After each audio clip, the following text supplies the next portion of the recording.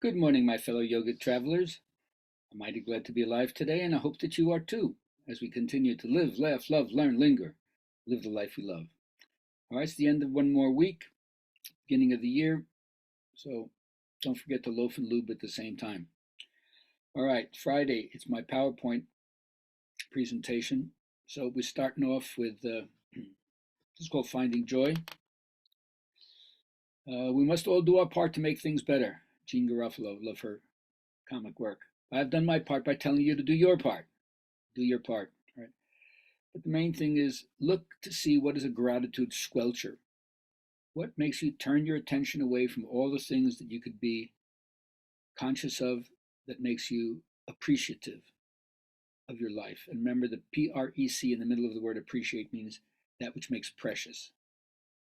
So think about that and don't be a gratitude squelcher. Now, Camus says this really interesting thing. He who despairs of the human condition is a coward, but he who has hope for it is a fool. Wow, how do you live between those two French existential mindsets? So something is not right with the human condition, right? And the question we're always answering, is there a way beyond? In the middle of the winter, discover the invincible summer. You know, the branches may look inelegant when it's cold, but something is going on underneath the surface, isn't it? Preparing for that spring, the recreation of everything one more time in the cyclical way that the seasons work, certainly in our hemisphere. So if you want to do that, first thing is end your spin cycle. Oh, I'm a politician. All I need is one that has a spin cycle. What's the story? What's the narrative you keep telling yourself that keeps you locked in? And which would you rather do? Be right or be free? It's a choice that you make. Hang on to the story or learn to be happy. So hard times like a washing machine. They twist, they turn, they knock us around, but in the end we come out cleaner, brighter, better than before. That's why all the fairy tales have those motifs of cleansing, washing, laundering, ironing, straightening, organizing. That's the way that you find joy in difficult times. You stick to the fundamental things that bring you back to your center.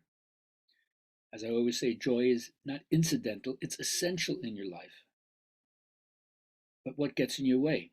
How can you bring joy into your life when, oh, I procrastinate, I put things off? When I'm disorganized, I can't focus in a one pointed way. I have poor time management. I don't know what to do. I spend too much time getting my brain hacked on the computer or the cell phone. I'm weak in following through. I make like New Year's resolutions, but they're not like intentions. They're not like sankalpa, where you put your mind to it, you know you're going to make it happen. And it's just like too much on your plate. I just feel so overwhelmed. Analysis leads to paralysis. I just don't know what to do. That gets in your way, doesn't it? So many traditions say a natural state of well being is in nature, not exclusive to any tradition, right? There's no Buddhist moon and Taoist sun, Christian ocean, Jewish forest, Islamic stars. No, it's just nature. And if you want to see that as the outgrowing of the spirit or the origin from which all things come, they're all choices between mistakes. But the main idea is be in that part of yourself where nothing human is made and there'll be a regeneration for your own humanity. You can't try to do this. You can't pretend it'll do it. You just have to be open to the possibility because the possibility for rich relationships exists all around you. You just simply have to open your eyes, open your mouth, open your ears, but most importantly, open your heart. Many a time you've heard me say, no teacher takes you deeper than your own heart, but you have to trust your heart and find the basic goodness and warmth that's there because the heart can also be jaded and feel jealousy stuff, but that's not the part of the heart we're talking about, is it? Phineas Quimby from the mid 1800s, he was one of the first affirmative thinkers, the pure positive thinkers. He kept saying, frequently think and ponder upon what? The things that are onward leading. No different than, first of all, understanding the magic power of your own words. Your words are like mantras, and they have an intention, and they should be reminding you of things. What's your open sesame? What's that magic word that's going to unlock those things where treasures are kept? And that's why we talk about mindfulness meditation, not clinging. Doesn't matter what you don't cling to, just don't cling. the mind develops the wholesome states, or as the Buddha says, incline your mind towards well-being. Frequently think and ponder upon this, and the law of attraction will help to make it more. Then you act in a way that's ethical, virtuous, righteous. It's called the bliss of blamelessness. You know the karma coming back to you is going to be good, even if you start off like a Zen novice here and don't realize you can't like smooth out the sand in the garden by the outside, ending up into the middle, because then you can't walk out of it without disturbing it. You start in the center, and then you build the beauty of symmetry from the center outward to the circumference. So support all movement practices. Get in the body. I never say yoga is the only or the best way. For me, it has. It covers a lot of other grounds besides just movement and physical health. But that which nourishes you is the most important thing when you move.